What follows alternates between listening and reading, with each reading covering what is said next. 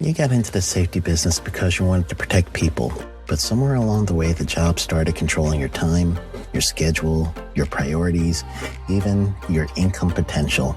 What if the expertise you've built over the years in the field can give you something more? More freedom, more control, more ownership of your future. I'm Sheldon Primus, the author of 7 Steps to Starting a Profitable Safety Consulting Business and the host of the Safety Consultant Podcast, with more than 350 episodes helping safety professionals become consultants and grow their career. Consulting changed my life. In fact, I'm a full-time RVer, and one consulting contract paid for my home I live in today. Now, I help safety professionals build their own consulting practice through bi-weekly coaching calls, accountability, and personal guidance. But this program isn't for everyone. Start with the Consultant Readiness Audit at sheldon.coach. What if everything we thought we knew about safety was just interference? From the host of the Rated R Safety Show and the founder of Safety FM comes the complete Signal Transmission Trilogy, now available in one powerful edition.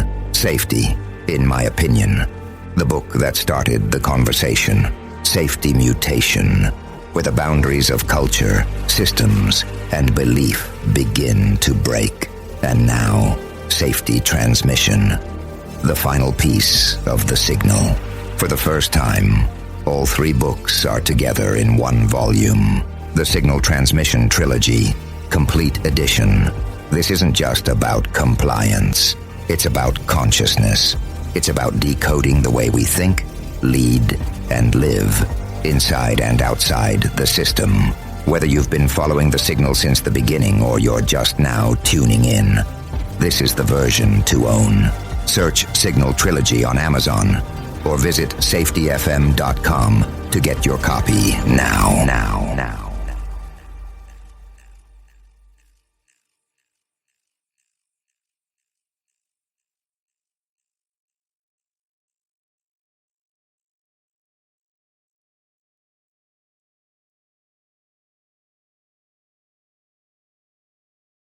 You got into the safety business because you wanted to protect people, but somewhere along the way the job started controlling your time, your schedule, your priorities, even your income potential. What if the expertise you've built over the years in the field can give you something more? More freedom, more control, more ownership of your future. I'm Sheldon Primus, the author of 7 Steps to Starting a Profitable Safety Consulting Business and the host of the Safety Consultant Podcast, with more than 350 episodes helping safety professionals become consultants and grow their career. Consulting changed my life. In fact, I'm a full-time RVer, and one consulting contract paid for my home I live in today. Now, I help safety professionals build their own consulting practice through bi-weekly coaching calls, accountability, and personal guidance. But this program isn't for everyone. Start with the Consultant Readiness Audit at sheldon.coach. What if everything we thought we knew about safety was just interference? From the host of the Rated R Safety Show and the founder of Safety FM comes the complete Signal Transmission Trilogy, now available in one powerful edition. Safety, in my opinion, the book that started the conversation. Safety Mutation, where the boundaries of culture, systems, and belief begin to break. And now, Safety Transmission, the final piece of the signal. For the first time, all 3 books are together in one volume.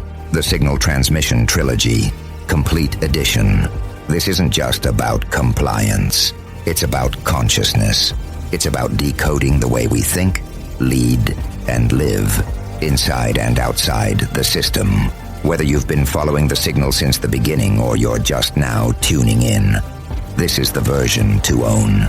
Search Signal Trilogy on Amazon or visit safetyfm.com to get your copy now.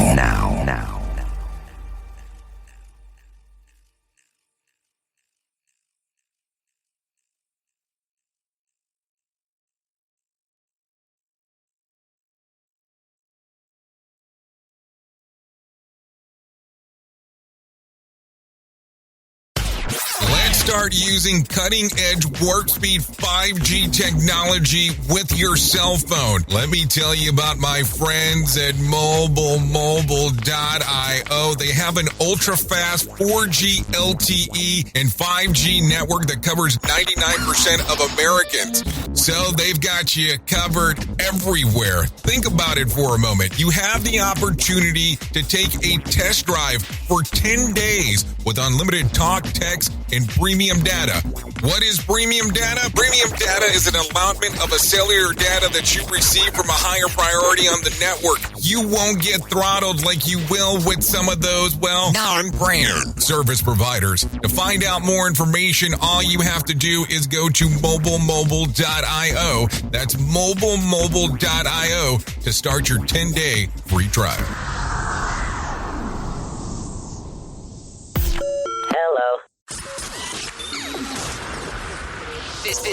This show is brought to you by Safety FM. The Jay Allen Show is streaming now on safetyfm.live.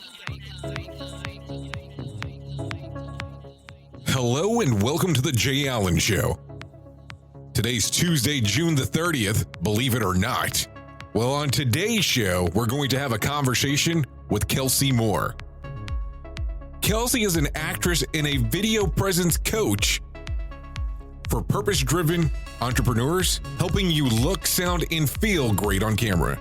She helps them craft their unique message in a way that creates a powerful, authentic connection to their audience through video so they can stand out from the crowd and become a magnetic brand. Everything she coaches stems from a personal development perspective to help her clients become more natural, comfortable, charismatic, and confident in front of the lens to make the impact they desire and finally enjoy doing video. Well, let's be real. Let's talk about this for a moment. As you are aware, this is going to be a different kind of podcast today. Now, let's say, quote unquote, that Kelsie is not exactly a quote unquote safety professional, but in this new reality that we're in, where we're doing a lot of videos as safety professionals, and we're doing a lot of videos for purposes of training, I really think that having a good understanding on how you should look, stand, and feel in front of the camera is an important conversation. So let's move forward with this conversation with Kelsie Moore here on The Jay Allen Show. So I always have to ask the question, always when I start off, what caused you to want to go down this path career-wise? I mean, you have some experience doing some different things, so why did you say, okay, I'm going to take advantage now and move forward and try to help people create content and be behind the camera while helping them be in front of the camera? Yeah, well, that's kind of a long answer. I know, that's why I asked that one first. For sure. So, I mean, let's see if we can just kind of work it backwards a little bit. Yes.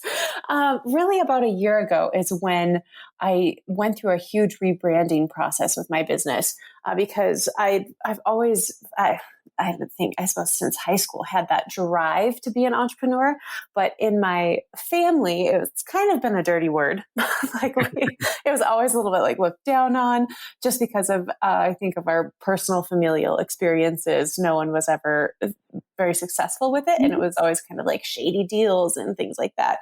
And so anyway, I always kind of had this dismissal of that drive and that desire to, create something of my own, have my own business, my own company, especially like be my own brand. So after college, I really just completely tried to ignore that and just go down the regular route of jobs.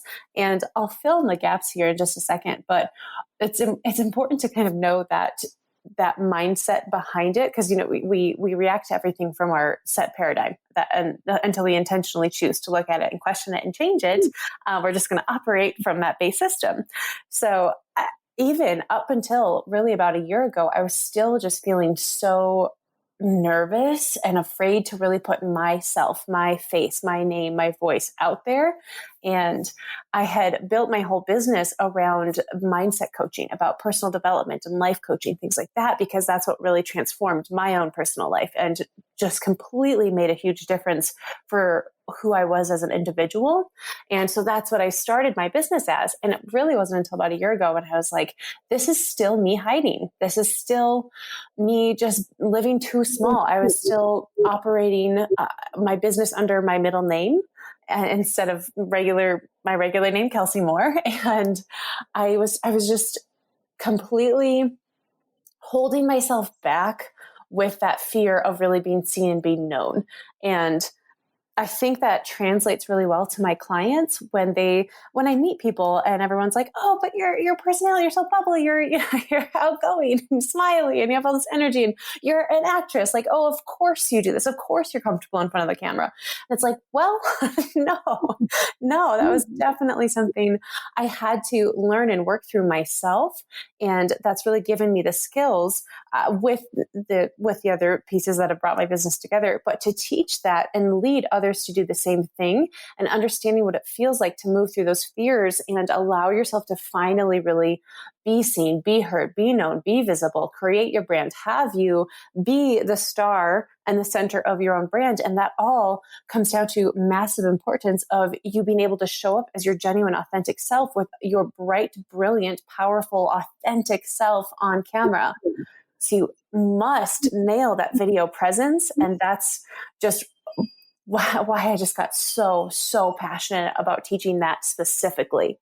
But I'll tell you, the way that kind of came to be was over the past 5 years, I finally just started to give into like, I have to be an entrepreneur. Like this is just, calling my name. I felt that immense deep desire to just start creating the life that it is that I actually wanted instead of living in a way that I thought maybe I should be living. We always kind of follow that, what we're supposed to do.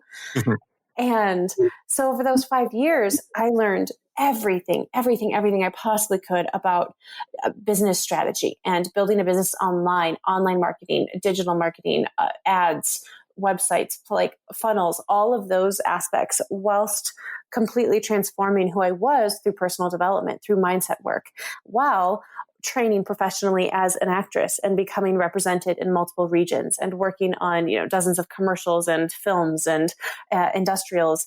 And it wasn't, again, you see how it comes full circle, until about that year ago that I had that massive epiphany, that light bulb to merge those three facets of who I am into the rebranding of this business to now be the video presence coach for entrepreneurs. So let me ask a couple of questions there, because of course, I asked a big question and you have a lot. There's a lot to unpack. Let's start off with one of the things that stuck out right away. You said you went by your middle name starting off. So what was the chosen name that you were using at the time? Sure. So I went through, I still had my first name in there, but it was Kelsie Louise instead of Kelsie Moore. I didn't want to be searchable. I changed now, doesn't it? and I put everything under my company name, Be Marvelous You, which was really chosen very intentionally, in the sense of, I don't know if you've ever heard of I think it's Jim Fortin who kind of has coined this, but living in the be, do, have model, where I have not. Oh yeah, it's cool. Mm-hmm. And this I came up with this name. Yeah, I'm going to share this little story real quick. I came up with this name actually before I knew this was an actual thought model, but you'll see how it all kind of connects and builds upon each other. So it's this idea of be, do, have, where if we operate from being the person that we strive to be, that we want to be, if we operate from them as our current reality now, then we start to do the right actions and take the aligned steps to then have the end result that it is that we want. Instead of saying, okay, once I have this thing, then I'll do the steps I need and then I'll be this person. So reversing that. Yeah. And I remember I was sitting at my office when I was working in higher education as an admin, and I was starting to build my first website and all of those kinds of things and really just getting started with it. And I was like, I want to have a company name, but not my name. Good Lord, no. I can't put anything under my name. And so I was like, what do I want to call this? And I started to think about how is it that what's a word that can kind of encompass the way that I want to feel most of the time? the majority of the time, and something that was like elegant and strong and powerful and like beautiful and intelligent. Like, what's a word that encompasses all of these things? And the word that came to mind was marvelous. And that's where the name Be Marvelous You came from. And so it's still my company name, but now I really operate everything under just my actual name of Kelsie Moore. Yeah. Well, no, and it's a great company name. Now, I have to tell you, just based on your description alone on what you're saying here, a lot of people, I would imagine, think that they can go in, jump in front of a camera and go, okay, I'm ready to go. But Yeah. you're giving the whole thing of it is a mindset before you get there. So can you explain some of your strategies, especially in this new, we'll call it the new world, even though I'm tired of hearing that term. Yeah. But this new world that we live in where everything is in front of a camera, everything is either via Zoom, via webinar. So what is it that you start off strategically with people and say, okay, this is where your mindset needs to be? Yes, excellent question. So it's completely founded in mindset. When you're in front of a camera, you are sharing your relationship to that lens. It is not a natural thing for our brain to be like, oh, I'm talking, especially if you're on, doing a pre-recorded video by yourself and you're not live interacting with anybody. For your brain to think, oh, this is normal for me to just talk to this little glass and metal box like it's a person. Here, let me share my essence with it. And so what happens is people fall flat or robotic, or they're not emoting in a way that matches the words that they're saying. And people can come across as very different versions of themselves, either as a really presenty, phony, like hyper professional, super polished version of them that's not going to match who they actually are and what their brand is, or it's going to be something that's stiff and and awkward and uncomfortable and glitchy feeling, which also isn't going to help serve their brand. And all of that really has to stem from how it is that you feel when you step in front of the camera, and then what your purpose and your message is for when you're sharing any of your stories, when you're sharing any of your teachings, your how-to, your thought reversals, anything that you're trying to help somebody get on board with your thought process of something. It has to be delivered in a way that's actually matching your brand and your belief system, or it's not going to land. It's not going to be able to be received well. This is The Jay Allen Show. Hey, Jay. Just wanted to tell you I have a new book, and it seems kind of timely. Although I didn't write it for a global pandemic, and by the way, this is my first one, it seems to have lots of legs on this topic. The book's called When the Worst Accident Happens, and it's a field guide to understanding how to begin a restorative process of responding to a horrible event. That book is available now on Amazon. I think you'd like it. Tell all your friends. You are listening to a renowned safety expert, Dr. Jay Allen, on Safety FM. Changing safety cultures, one broadcast and one podcast at a time. Join the fun on social media and find us on Facebook at Safety FM. And we are back on The Jay Allen Show on Safety FM. Well, and that's funny that you mentioned that, especially you're that specific, because I will tell you, I get to hang out with a whole bunch of interesting people where I see when they turn on the camera, they become a character almost. Yes.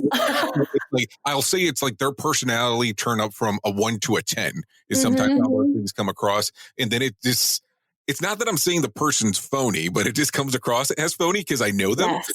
And I don't mean that in a bad way, even though it can sound terrible depending on how you look at it. But then there's people that are extremely shy that they might be at a 10 all the time. And then the moment they turn on the camera, it's like the immediate pause because we have this belief system that we're going to have 1 million viewers watching us the moment because we turned on a camera. Yes. So when you run into these issues with people where they're going from one extreme to the other, how do you calm them down with strategies in regards of this is what you need to look at? Now, a lot of the people that listen to our show are going into this new world where they might have to do messaging via webcam, via video. And a lot of people get hung up with what's behind them, but not the thought process of what they're saying. What would you say their strategy needs to be? Okay, so a good place to start because it's going to vary a little bit based on the individual where their hangups are. Right. But as far as a specific strategy to get started with being the better version of just who it is that you really are on camera is to firstly really figure out who is it that you're speaking to. If you're on a Zoom call, if you're doing meetings, web conferences, things like that, you really look at the face of the person that you're talking to and show up in the same way that you would if you were in an in-person meeting with them.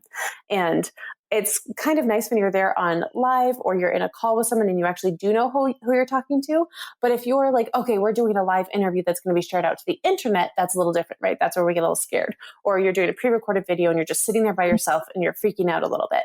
So in those scenarios, I need you to write out the name of your ideal client, your avatar or your actual example real life person of who is your most wonderful, awesome client that you just completely adore working with. And I need you to write their name on a Post-it note and stick it right underneath the lens or pull up their photo on your computer screen, on your phone, have it somewhere where it's top of mind, because I want you in your mind when you're speaking, when you're delivering your message, to say their name quietly, silently in your head, not out loud. Don't say it out loud. Others people are going to get really confused. That's fine. But say it in your mind at the end or the beginning of every new thought. Keep them at the forefront of your mind so that you remember who it is that you're speaking to. And that is going to make you hopefully then way more conversational and real and genuine. And this is where your authentic self can start to come out, because you're actually there showing up, talking to, serving your ideal client, which then when you're talking to that person, I mean, think about your meetings with them. If you're doing coaching or something, like how lit up you are because you're passionate about what you're doing. You're so in flow and in the moment, and you're sharing your zone of genius and it feels good. So if you're putting yourself of that energy and talking to that person, that is absolutely going to attract more of that type of person from the people who are watching that video. And that's something that you bring up, and I've heard it in a lot of marketing strategies about knowing that perfect avatar. So let's say, for instance, you're starting off and you don't have a client, you should be able to know what exactly that person looks like that you're going after, what they look, what they breathe, what they eat, what they do. How big is this in what you're seeing marketing wise, especially because you've been doing this for a while? How do you take a look at this when you have new clients come your direction and say, I don't know where to start? How big of a dive is this in part of what you're teaching them? It's really important. It's honestly, it's very significant. And I think it's something that if you don't have this person already, which is, and when you start, you don't, right? And then as you start taking on new clients, you kind of learn and discover who that person really is. But what's great about this is you get to create them. You can make them up. They don't have to be a real person yet. They can, they can be, what is your ideal version? So you can create who this person is, but give them a full persona, know them. And it's probably a version of you that's just maybe from a couple of years ago, something that's similar to what you've been through, because then you can really understand what it feels like to meet them where they're at, to talk to them and share the information that's going to reach them in the most beneficial way, because you remember what it felt like to be there, to be like them. But you have to be speaking to this one person. If you hop on camera and you think I'm speaking to a robot, to an inanimate object that's not a real person, or you're thinking, oh my God, are thousands or millions of people going to see this? I don't know who those people are. They're going to troll me. I can't say this thing. I can't be myself. Like, if that's the stuff that's processing in your mind, then that's exactly how we're going to see it as the audience. Because so this is where the way I coach things particularly is very different than there's not a lot of people that coach what I coach, but that do. That's a little different is because I'm coming from film and TV acting. And one of the things that they really teach is you don't ever want to show your emotion. You simply want to feel it, because what you're feeling and thinking on the inside is what's seen through a lens. The lens captures nuance. So if you're feeling panicked and like drowning in your own mind with all of these, oh my God, who's going to see this? I don't know. And am I doing it right? Like, and you're going down a panic route, then that's exactly what we're going to see as the audience watching it. And that's not going to help demonstrate you as the authority and the expert in whatever it is that you're speaking on. So I have to ask the question, of course, with you giving such a great answer there. What caused you to fall in love with the particular medium of being in front of the camera? Yeah. So, I mean, I guess since I was a little kid, I was always kind of that question. I was like, if you could be anything when you grow up, what would it be? And it's like, I want to be a movie star. And I loved theater growing up and just did every play and musical I possibly could. And then high school and college, just did a lot of like every type of project that we did for classes was always to see if we could make it a film, do film projects, things like that. But I never took it seriously as far as, oh, you could really pursue this, especially like I live in Colorado. It's an extremely tertiary market.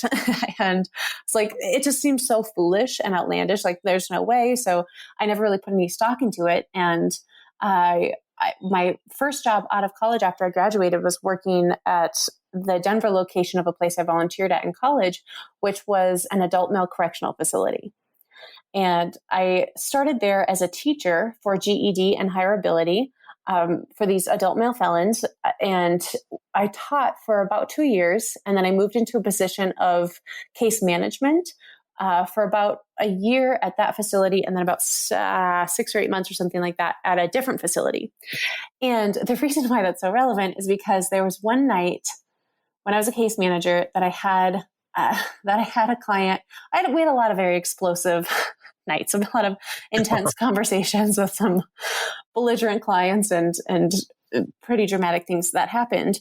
But there's this one particular night where I had a client come in who was just irate, and it was a clerical error, which clerical errors in the correctional system can be horrifying. They're a very big deal. But this one we were able to remedy quickly. It was some mistake down at the front desk. And I just remember like he barged in my office and it was about 9 p.m. and it's dark and it's storming and there's literally rain dripping in through my window. And he's a really big guy and he's completely blocking my doorway. It's me, my desk, and then him, and then the door behind him. And I just had that moment of clarity of this is not fun. I don't like this. This doesn't feel good. I'm tired of having these kinds of days where I became so depressed in the scenario. I mean, I'm telling you, like personal development like saved and changed my life.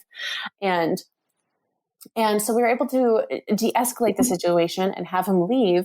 And I remember sitting there for a while and I grabbed out a notepad and I just started writing out a list of things that used to make me happy. And I just promised myself that no matter what, I would start doing some of the things on that list. And one of them was acting. And 2 weeks later, I just started Googling. So that night I just started Googling. I was like, how do I become an actor? Like, I have no idea.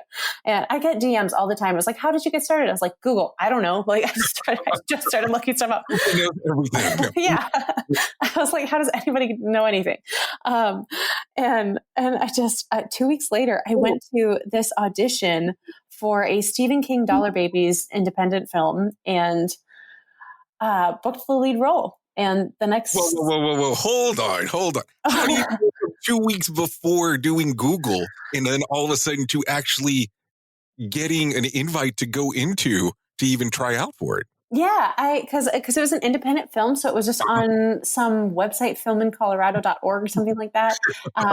And I was so nervous because it was like, I've never been to this building. I've never done an audition like this before. I have no film training. Like, I don't know what I'm doing. And so because most auditions, like you need to have representation, you need agents to be able to get them. But for a lot of independent films, they can just post them. And and so I went in. It was such an intense audition too. It was like 3 pages of dialogue, and there was screaming, and there was crying, and there was just so much happening. And I remember calling my dad right after that audition, and he was like, "So what? How'd it go?" I was like, "Oh my God, it was so much fun." Like, I was like, I feel alive for the first time in years. Like, I feel like me. I got to actually express emotion. I didn't have to just hold everything in. And it was just, it was such a moment of feeling aliveness and freedom and choice, and completely reignited my passion. And so to answer your question specifically through that long answer, but it's reminded me time and time and time and time and time again, the power and the magic of the suspension of disbelief that we experience when we're watching an excellent story, and particularly if it's in visual medium, where we can really see ourselves and experience it. And that's the magic of video. You know, you need to know when you're, and this is applicable for in your businesses, you need to know that the lens is a portal of your energy to reach your people. It is so critically important for you to show up with that powerful presence and your brilliance to shine through, to be able to reach and impact your people, because the way that you are received through video is going to help determine how somebody feels about you. And people buy from people. People buy based on emotion. They use logic to justify something, but we buy based on how we feel about something. And think about the last time a film or TV show made you feel something. Right? There's so much power and just, I truly think, magic in that medium. Well, I think it's great that you have a totally different experience than most people, because you have this moment of excitement as you're doing this for the very first time, which mostly other people are like, oh my God, what exactly are about to do here? But it's great to hear that that was the experience that you had, and that you're deciding now to move forward and assist other people with this. As you're right before all this starts occurring, had you already dabbled a little bit in marketing, or is that later down the road? Oh, that was later down the road. I had no idea. I didn't know anything. I didn't know that podcasts existed. I wasn't on social media. Like I nothing. I didn't know anything. Well, it's interesting, because I will tell you, I get to hang out quite a bit on the LinkedIns of the world, the different social media aspects, and I see a lot of what we see of LinkedIn coaches. We see TikTok coaches, Pinterest, whatever. But that's not the approach that you're taking at all. No. You are behind the camera. You're doing it from behind the camera. The person that you're coaching is in front of the camera. So how you're taking this approach, why do you use the whole term of camera in success and coach mindset, opposed to it just being specific to one target? Why is your avatar so broad? Yes. And I remember actually really struggling with that, because our platforms are going to evolve. They're going to change. You know, it's a symptom essentially of digital business, of online business. You know, having TikTok, Instagram, Facebook, LinkedIn, all of these are just different paths. They're avenues. But the thing that's constant is the person, is the human behind it. And so any one company or small business or entrepreneur can move from platform to platform and show up, you know, on video or something in all of these different arenas, but they're all going to have their own different tips and tricks and algorithms that if you want to really, you know, blow up on one of them, you're going to need to learn that specific platform. But if you as the individual aren't good at it, aren't good on camera, aren't captivating on camera, if you can't compel your audience into thinking a new thought, if you can't, you know, show up as the bright version of you that you are, then it doesn't matter what platform you're on, what avenue you're on, it's not going to be able to reach people in the same way. So I speak to the individual person rather than the platform, where we get to. And that's the great thing, because you're doing the whole success mindset piece. And I think that's where my opinion, not yours, so I'm not putting words in your mouth, where other ones fail in regards to how they're doing it, because a lot of the LinkedIn coaches, it's algorithm based of, let me teach you how the algorithm, but it doesn't make you a great presenter in front of the camera, where you're doing teaching of in front of the camera.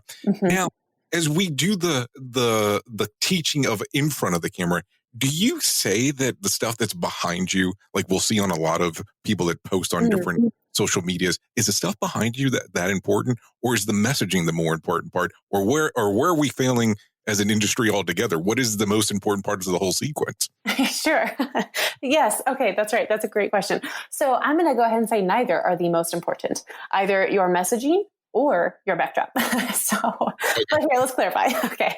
All of it matters. You're the subject matter expert, so I'm going to ask as many questions as I can. Good. Perfect. What is behind you does matter. You want to pay attention to it, have awareness. You want it to serve your brand. You know, what is going to help invite people into the experience, because it's a visual experience. So be mindful of it. See, is this distracting, or does this represent me? Does this represent my values, my interests, my personality? Like, is this on brand? Because that consistency is what builds in reputation, and reputation is your branding.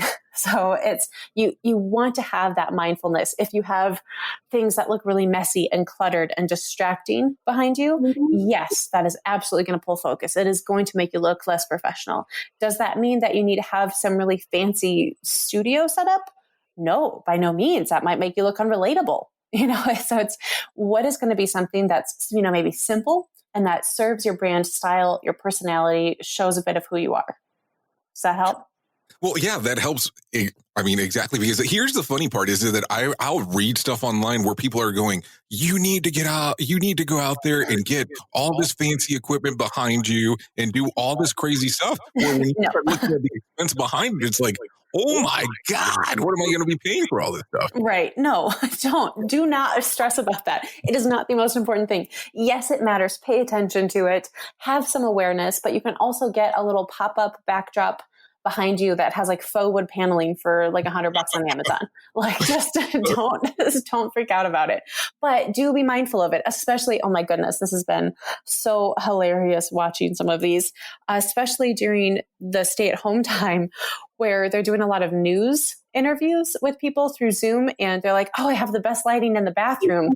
And then you also have a lot of mirrors and things we don't need to see. And there's like this one gal where like her husband is showering in the background. And like, you can pay attention. People, please pay attention. Like, we don't want to see that. Right. And I think it's funny, some of the things that have been taking place. I mean, I've seen people use their TVs as their backdrop to kind of be filler. I mean, there's been some creativeness, of course, to the whole thing. Now, I'm not a big fan of the green screens, but that's just me personally, because you move the wrong direction and you don't have the proper light. It can become a whole disaster. But like I tell people, I'd rather just be on the radio opposed to actually doing the camera thing. But that's my portion. Now, if it's not too personal, can I ask you a strange question about a success story on where you helped somebody be marvelous? Yeah, absolutely. Do you have a specific, and also I wanted to touch on your question earlier where you talked about the messaging. So I do want to make sure I answer that as well. Yeah. Yes, do that one first, and then we can go to that second question. Okay, perfect. So your messaging is the foundation for everything that you're sharing. It is the core of your business. It's extremely important. But I'm still going to say it is not the most important. I think it's a Maya Angelou quote where it's where people won't remember what you said, but they'll always remember how it is that you made them feel. It's something along those lines. And right, and we've heard this before because it's incredibly true. Your energy is what matters most when you're on camera. It's how you're energetically coming across. How are you making your audience feel when they're watching you? What you say is very important because it's what they're learning. It's the content that they're consuming. The visual supports that. So your backdrop, it's important. Your lighting, your sound, all of that, it matters. It lends itself to the story and the experience as a whole. But your energy, the way that you show up, the way that your eyes light up, the way that your smile or lack of smile matches what it is that you're saying, all of those things are leading your audience through emotional beats for them to feel a certain way about the message that you're relaying. Don't go anywhere. You're listening to the home of real safety talk. You're listening to Safety FM. We'll be right back. Are you tired of not being able to reach the people inside of your organization? What if there's a better approach? What if you could contact them in a click of a button? Here at Safety FM, we can assist you reach your team via podcast. How about setting up a private podcast for just you and your team members? We will cover topics that are important to you and your company. Visit safetyfm.com. That's safetyfm.com and click on services for more information about your own private podcast. Safety FM, a safety-focused moment venture. And we are back on the Jay Allen Show on Safety FM. I mean, and that's such a great approach of how you're saying that. I mean, I think it's for somebody who like me that knows absolutely nothing about that. I think it's so spot on for someone who's learning, especially what you're saying. I mean, I don't know. I think that a lot more people need to be paying closer attention on exactly how they're making the people feel, and not so much about quote unquote on how they're doing it, on how everything's starting off. That's exactly where people are focused so much on themselves when they're showing up. And this is, you hear this in reference to speaking on stage all the time, like make it about your audience, not about you. But it is so equally important to make sure that you're doing that when you're on camera. It's not about you and your insecurities and how you're feeling. It's about how it is that you are showing up to help serve your audience. Now, I have to ask that, especially with you having a background as being an actress as well, do you ever feel like when you're going somewhere and you're doing presentations, you're playing a role? Oh, I think I love this question. It's so interesting. I think in a way, we're always playing a role of something. You know, I remember this because you're always you, no matter where you go, right? Like you always have to take yourself wherever you go, so you better like yourself. I remember.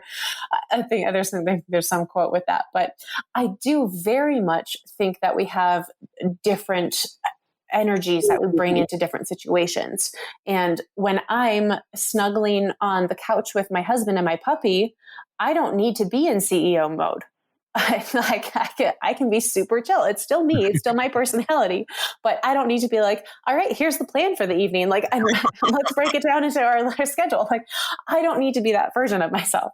And so we all have these different facets of us, and you do need to have a certain type of awakeness, aliveness, energy, a brightness that you bring when you're on the camera. It's your responsibility to make sure that it is genuine and it is founded in your authenticity, so that it is not like, hi, welcome to this show. We're having this specialty today. Like, and you're putting on a voice and you're putting on a character that's something outside of yourself. That's something that's not you. Now, I have like 3 more things with this. I love this question. So, one of the things that we talk about in acting is you have to become the best truth teller that you can, where you find the truth of yourself in whatever lines you're saying. And so that you can experience the lines as though they are raw for the first time. And you have to find the way that you connect to that character so that it's just their experience is really living through you. And I like that same approach when it's like we're sharing our business content, where it's, find the things that you're passionate about in there so that you can actually genuinely be connected to the material and you can show up and share it in a really powerful way, but that's still very much grounded in you. So yes, you might be putting on or playing sort of the role of CEO, of business owner, of expert speaker that's, coming on sharing this expertise, but you're not being a character of someone else, someone outside of you. And when I was in one of my jobs in corrections is at the second facility, we had a gal come in and do, it was like a Myers-Briggs test, one of those, and she was looking for personality and character traits of people that made effective case managers. It was really interesting. I thought that was cool. And probably they should do more stuff like that to get better people, more qualified people. That's a good way to say this. I think it's something that people, especially in a criminal justice field, need to be extremely mindful of. Otherwise, it's just going to keep getting packed with really irresponsible people that behave in poor ways. Is the most diplomatic way that I can say that. And it was interesting though, because they were asking really kind of personal questions. And it was like, in this, scenario, would you do A or B thing? And so I remember I raised my hand and I asked the question. I was like, do you want me to answer this as though it's like the at-home version of me or the at-work version of me? And I remember my boss snapped at me. He got so mad. He was like, don't ask questions like that. You're the same always, everywhere you are. And I thought, how unsafe? How can I be the same version that I am with my family and my husband here that I am at work as a 23-year-old female in a correctional facility? How does that make any sense? Right.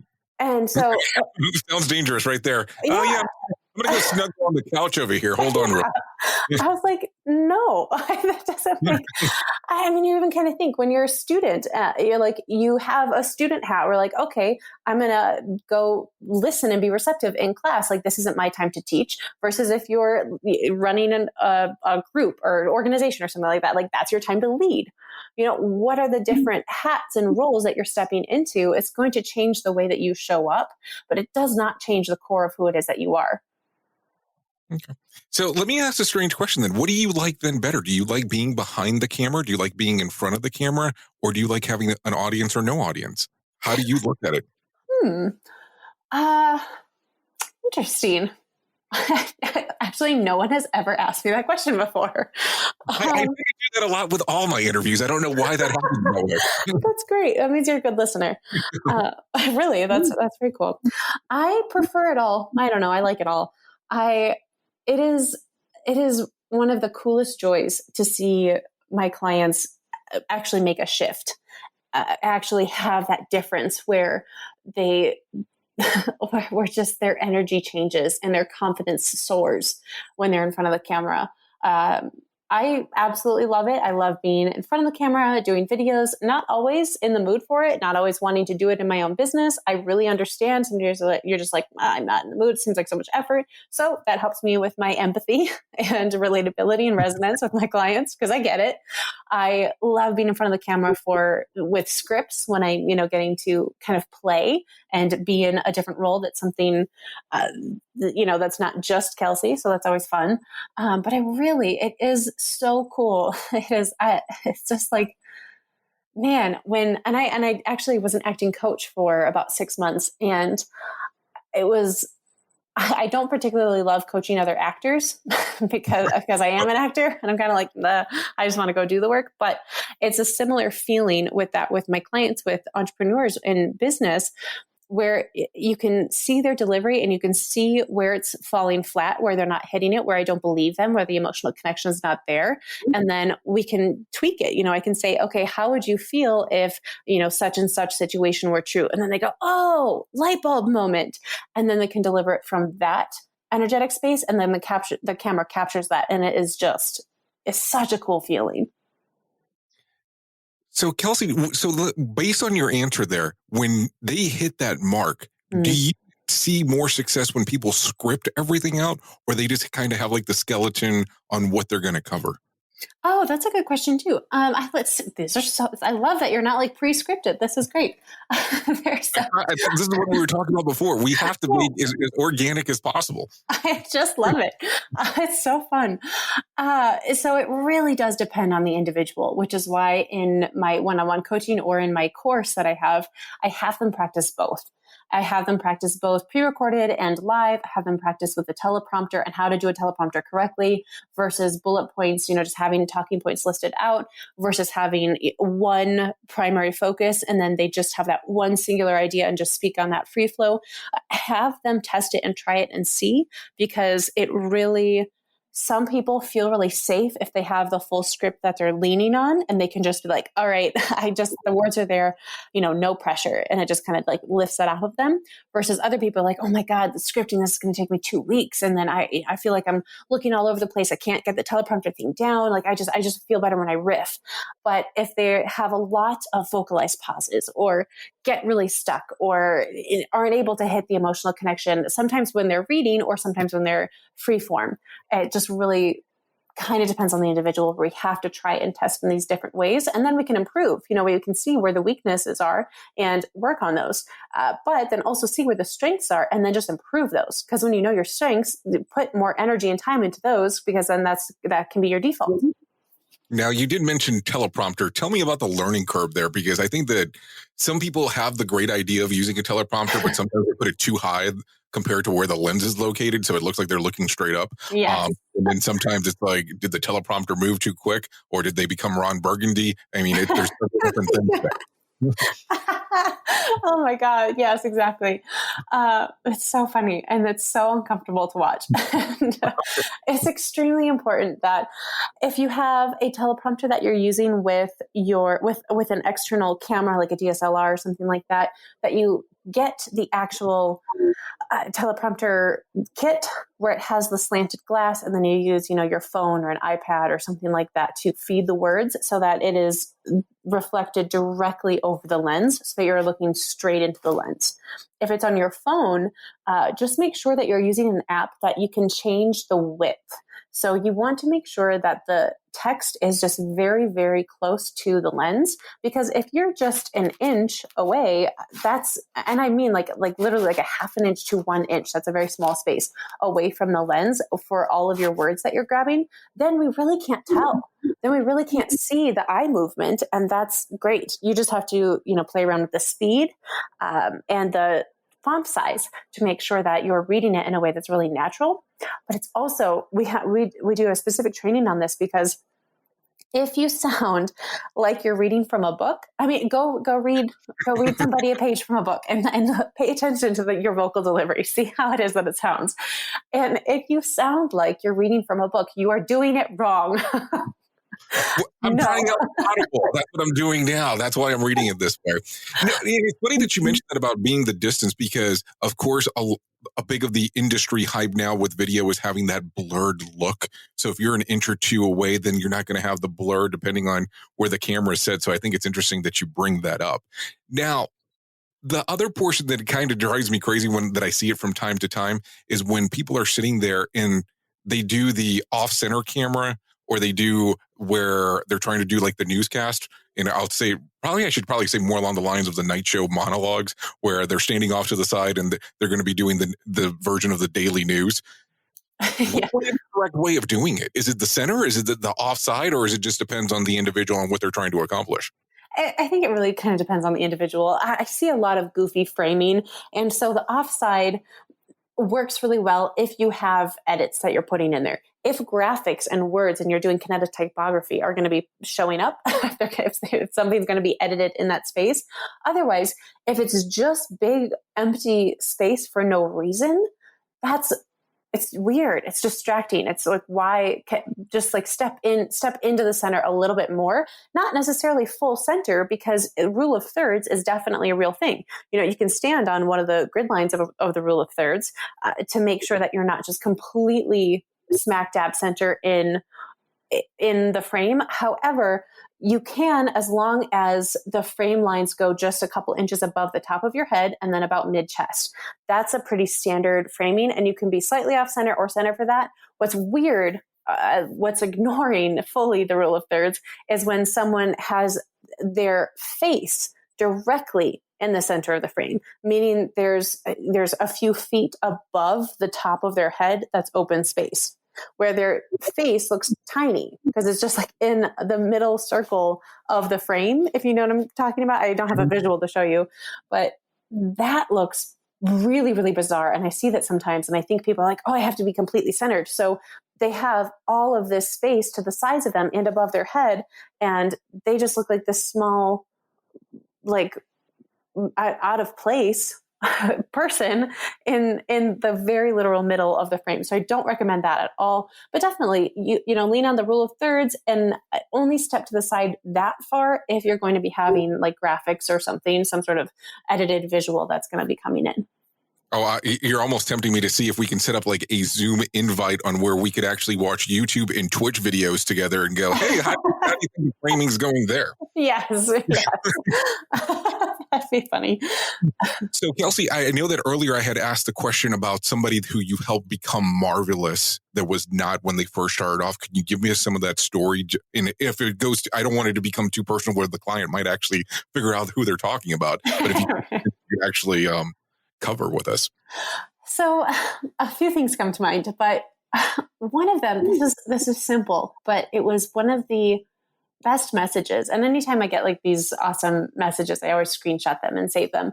But I had a client say it so beautifully. And she said, like, I wish I knew her exact words, but paraphrasing, she said, like, I used to be so terrified of the camera, like an actual fear that was there, like, the fears of judgment and all those things that we had talked about. But she was like, I used to be so terrified of the camera. She goes, and now I get exhilarated. It feels so empowering. And these are the words she used.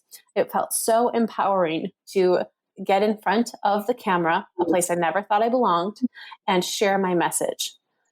And to hear her go from using adjectives like terrified into exhilarated and empowered, it's not a very detailed story, but it was so beautiful. It was such a great expression of the way that our relationship can transform around how we feel about ourselves based on how we feel when we're in front of the camera.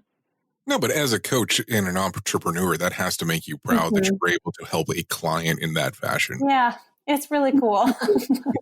Now, Kelsie, if our listeners want to know more about you and the organization that you're with, what do they need to do? Oh, please come find me on Instagram. I'm on all of them pretty much, but that's where I hang out the most. I post a ton of free content. I am at Kelsie_Moore, and yeah, DM me, say hi, please, like, take a screenshot of this episode, tag me, let me know that you watched it. I really, really love getting those messages. They're like virtual hugs. It feels really good. So please do. And right now I have a free video training series. That's a 4-part video series. That's a great place to help you get started. If you're like, okay, I get it, I need to start doing this, what do I do?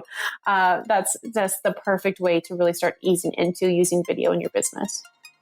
Well, Kelsie, I truly do appreciate you coming on to the show. Yes, thank you so much for having me. I really appreciate it.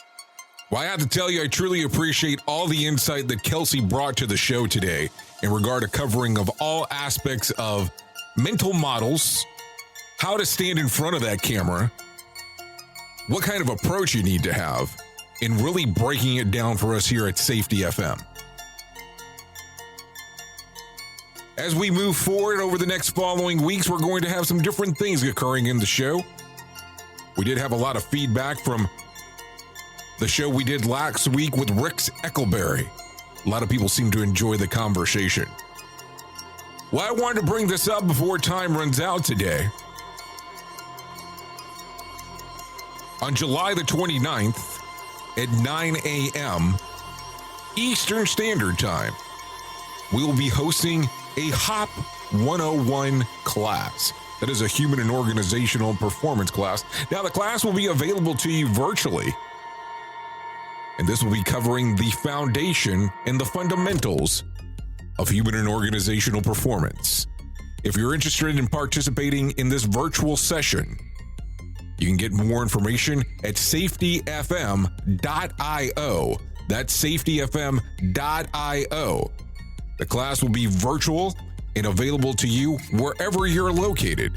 We have decided to do something a little bit interesting here with this particular session. We want to help you as you help us. So we will be presenting to our Safety FM family here, our Safety FMers, as we want to do a portion of revenue share. So what do I mean? If you come to the website safetyfm.io, you can create an affiliate link. So for every ticket that you help us sell, you will get a 5% commission for the sale of that ticket. So if you are interested, go to safetyfm.io for more information. Anyways, thank you for always being the best part of Safety FM, and that is the listener. We couldn't do what we do without you. Thank you for taking a listen to this episode of Safety FM. Of course, this portion being the Jay Allen Show. We are the home of real safety talk. This will bring this episode of the Jay Allen Show to an end. We'll be back before too long. Goodbye for now. Want more of the Jay Allen Show? Go to safetyfm.com. The views and opinions expressed on this podcast are those of the host and its guest and do not necessarily reflect the official policy or position of the company. Examples of analysis discussed within this podcast are only examples. They should not be utilized in the real world as the only solution available, as they are based only on very limited and dated open source information. Assumptions made within this analysis are not reflective of the position of the company. No part of this podcast may be reproduced, stored in a retrieval system, or transmitted in any form or by any means, mechanical, electronic, recording, or otherwise, without prior written permission of the creator of the podcast, Jay Allen.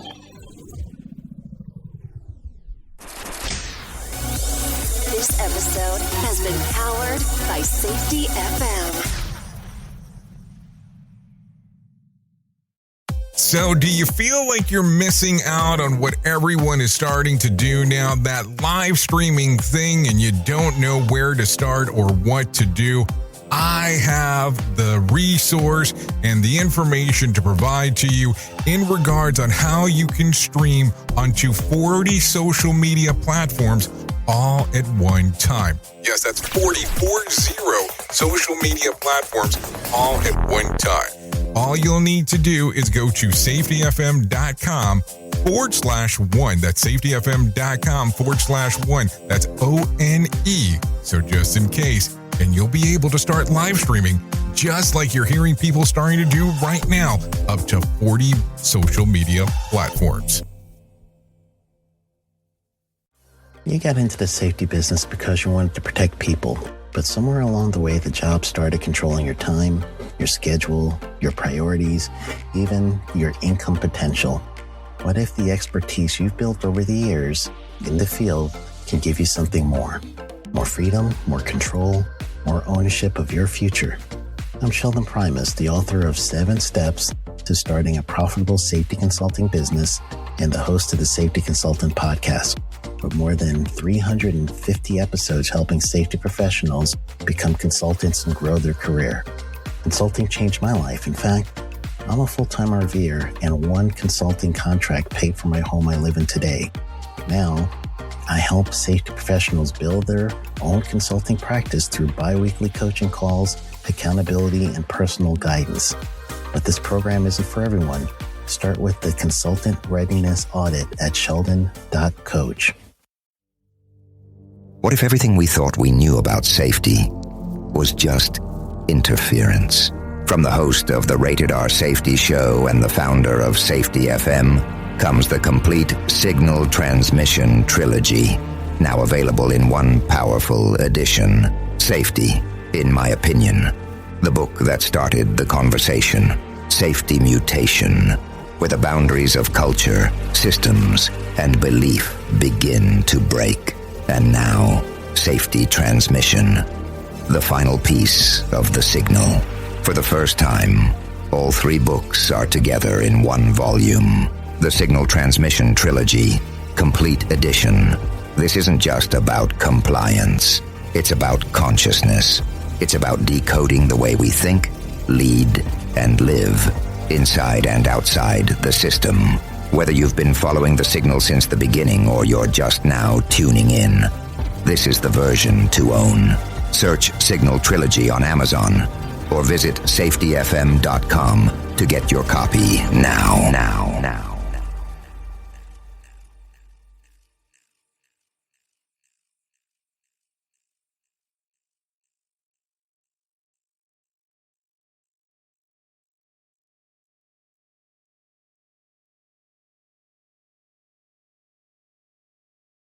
You got into the safety business because you wanted to protect people, but somewhere along the way, the job started controlling your time, your schedule, your priorities, even your income potential. What if the expertise you've built over the years in the field can give you something more? More freedom, more control, more ownership of your future. I'm Sheldon Primus, the author of 7 Steps to Starting a Profitable Safety Consulting Business and the host of the Safety Consultant Podcast, with more than 350 episodes helping safety professionals become consultants and grow their career. Consulting changed my life. In fact, I'm a full-time RVer, and one consulting contract paid for my home I live in today. Now, I help safety professionals build their own consulting practice through bi-weekly coaching calls, accountability, and personal guidance. But this program isn't for everyone. Start with the Consultant Readiness Audit at sheldon.coach. What if everything we thought we knew about safety was just interference? From the host of the Rated R Safety Show and the founder of Safety FM comes the complete Signal Transmission Trilogy, now available in one powerful edition. Safety, in my opinion, the book that started the conversation. Safety Mutation, where the boundaries of culture, systems, and belief begin to break. And now, Safety Transmission, the final piece of the signal. For the first time, all three books are together in one volume. The Signal Transmission Trilogy, Complete Edition. This isn't just about compliance. It's about consciousness. It's about decoding the way we think, lead, and live, inside and outside the system. Whether you've been following the signal since the beginning or you're just now tuning in, this is the version to own. Search Signal Trilogy on Amazon or visit safetyfm.com to get your copy now.